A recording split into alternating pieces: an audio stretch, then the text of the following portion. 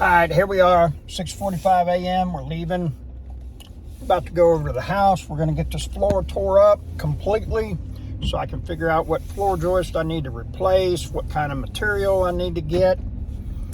Then I got to be across town at 9 a.m. to meet a home inspector that is going to take a look at a property that my girlfriend is thinking about buying. And we're just trying to make some things happen in this day and time, you know what I mean? You got to keep the hustle going. All right, I'm going to take you over to the bathroom, show you what we got going on, and later on you'll see a little bit of progress. That's what I love right there, my books. This house is going to be beautiful when I'm done with it. Totally sucks. Got a Amazon delivery. They left it on the front porch. You can see rain out there. It was raining after they had left it and everything, but this is it. See those two floor joists right there? The floor was starting to sink. The only thing that really kept it up was that this was done in tile, and the way that they did it back in the day was it was about that thick with cement, and so I mean the cement was structural, had good integrity to it and everything. I'll get all that cast iron out of there. It'll be all PVC plumbing, and this will all be good to go and not having to worry about it for another 20, 30 years, so I can move into semi-retirement. This isn't me. It's just one of these things where, I want to do it while I'm still able. So this morning I get up, I start out walking, and, I highly suggest this to everybody, especially the older you get. Health is wealth, regardless of how much money you have.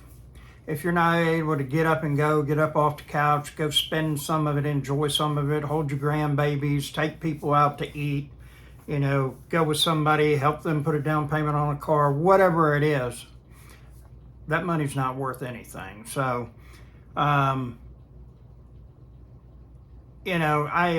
made myself a promise walking, and I walked every day, I think for like 260 days, and I was up to doing 3 miles, and then I injured my knee, and the knee's doing much better.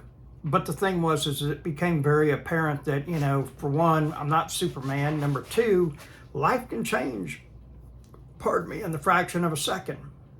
And so, I'm back walking, and I do 1.5 miles about 5 days a week. This morning I go out, and it's been raining, and so it starts to sprinkle, and I'm about 0.2 of a mile into this thing, and so I decide I'm going to go ahead and do it. Keep on going, and do the whole mile, 1.2 miles, 1.3, no problems and everything. And then we get a torrential downpour. And I was just at the point of being able to, I could have gone back, and it would have cut it short at 1 mile. And I said, you know what? I'm not going to do it. I'm going to go ahead and get wet. If I'm working outside, I'd be sweating. I get just as wet now. Let's go ahead and make this happen and fulfill. And the thing about it is that, we tell ourselves, I'm going to do this, I'm going to do that. And when we don't fulfill those things, well, then it's kind of like we lied to ourselves. And I don't like being in that position where I do that with myself. So I went ahead and I finished that up, and the thing about it is that it's necessary for us to complete tasks when we want to, and it's necessary for us to complete tasks when conditions are adverse. We really don't want to. However, we go ahead and do it anyway. And so the thing about it is that my question to you is, what is it that you're faced with that the conditions are not, the path to wealth, living in abundance and prosperity, enjoying a better life? You're going to hit some type of adversity at some point, and you're going to have to throttle through it, mash the gas, do something, regroup, come up with another plan, but you don't get to stop and you don't get to go backwards. And so then we ask ourselves, what is it that I need to do? So many times I see people, they don't continue. They get started, and then boom, they stop, you know. And the problem with that is that nothing ever happens. No progress gets made, no completion gets made, things are left unfinished, you got half done projects and everything. Well, it is what it is, you know. And one of the things that I found with myself, I had to look at, I was talking to a gentleman about possibly selling my whole portfolio. And once I started putting things down on paper, it was like, well, where are you really at? What are you doing? And does this really work for you? And I had to ask myself, what do you want to do? Where do you want to go with this?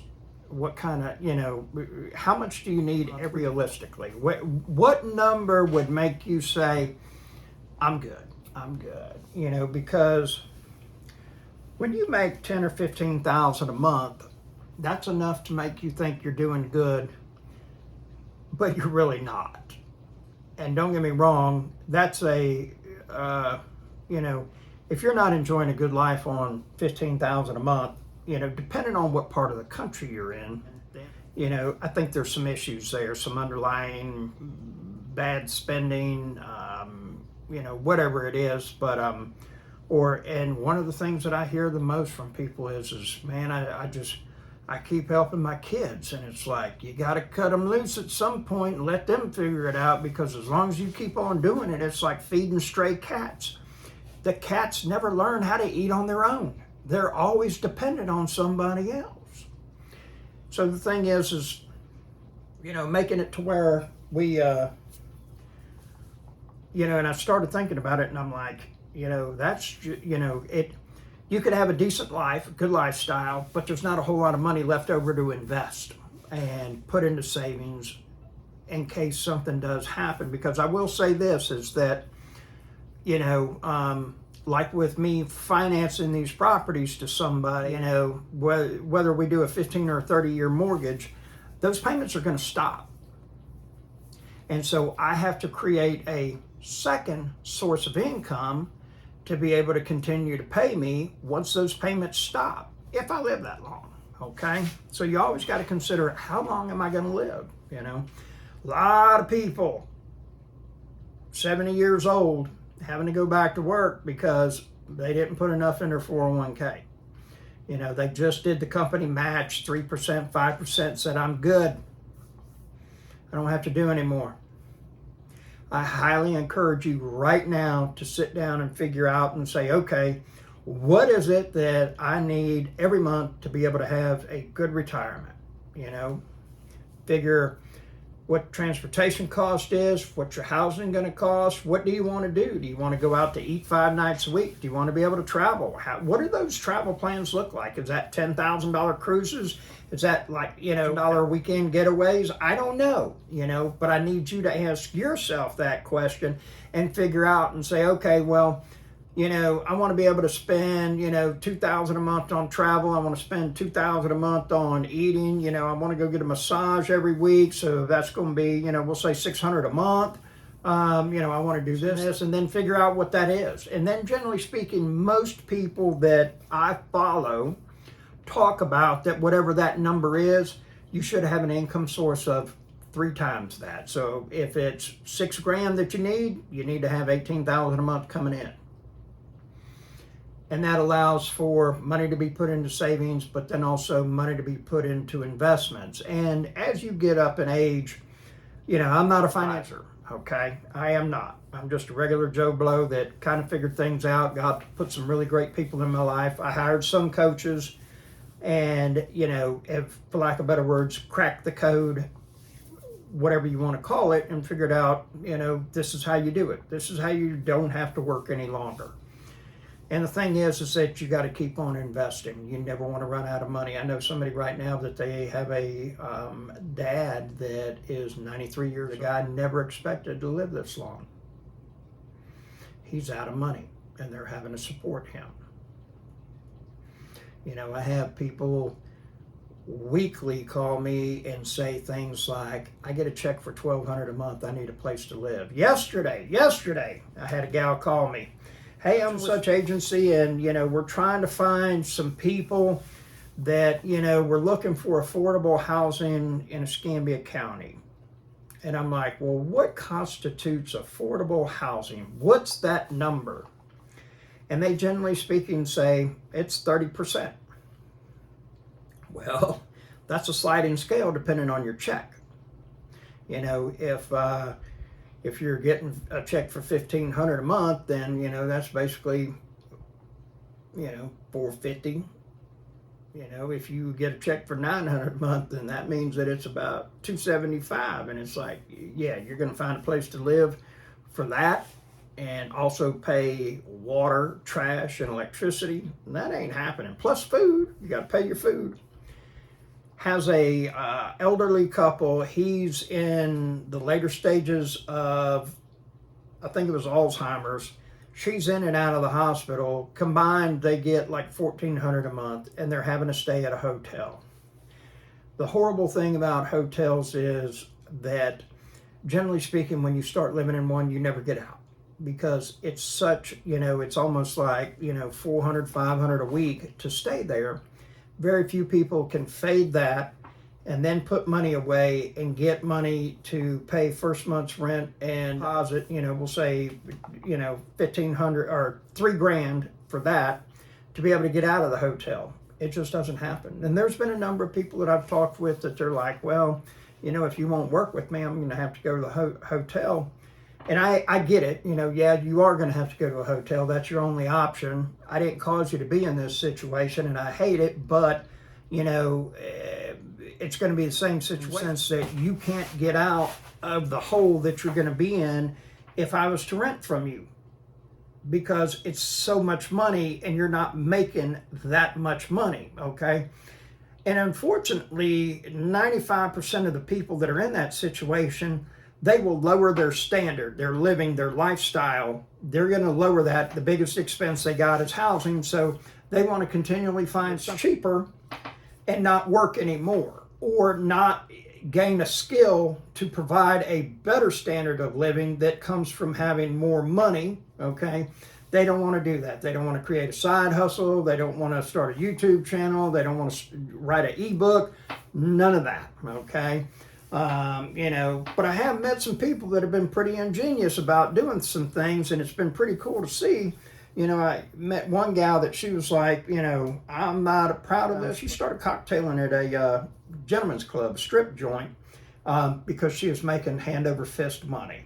She'd walk out of there with between $3,000 and $1,000 a night. She had worked 2 to 3 nights a week, and never got to a point where she was taking her clothes off, according to her, and banked a bunch of money for about, I think, 6-9 months and everything, and then was able to get reliable transportation, got into a nice house, good neighborhood, started going to school, had a nice job, and she made it happen. Okay, the amount of people that say they want financial independence, they want financial freedom, they want more money, that are willing to do whatever it takes, that's few and far between. I give you an example right now, trash can hustle. You charge people $5 to $7 a week.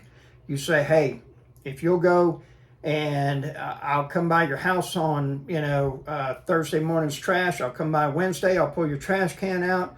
I'll come, by Friday at 4 p.m. and I'll put your trash can back. Me personally, I'd love that. I tried to get the kid across the street to do that for my girlfriend. Told him I'd pay him $10 a week. It worked for 1 week. Second week, she was like, baby, I'm sorry, but I had to go out there and pull my trash can out. And I was like, you mean he didn't pull it out? She was like, no, $40 a month for, 5 minutes work at the very most. It's 20, she's got a long driveway, 20 yards, pull the can out to the street, and then 24 hours later, you come back and put it back by the house, boom. And I said, the great thing is I was like, you do it 4 times in a row and then I'll pay you $40, but you got to do it every time. Didn't make it, go figure. I don't know. So there you have it. Hope you have a wonderful day, and I'll show you the progress on the floor tomorrow. If you want 15 minutes of my time, send me an email with a phone number. I'll give you a call. We can talk about anything. my suggestion to you to get as much out of the phone call as possible is make your list of questions and just listen for my answer. And what I mean by that is a lot of people will talk with me and then they want to debate on why it's not going to work that way, okay? And granted, it might not work that way for you, but you asked me, and I'm assuming that there's something that you think that I have is worth value as far as experience, or you want to trade places with me because I'm in a position where you want to be at. But a lot of times people get wrapped up in the sense that, like I advocate the dump trailer hustle, and somebody will sit there and tell me, well, it's not going to work for me. Okay, you're right, it's not. But the 15 minutes doesn't cost you a dime. Get as much out of it as possible, and that's the best way. Have a good day.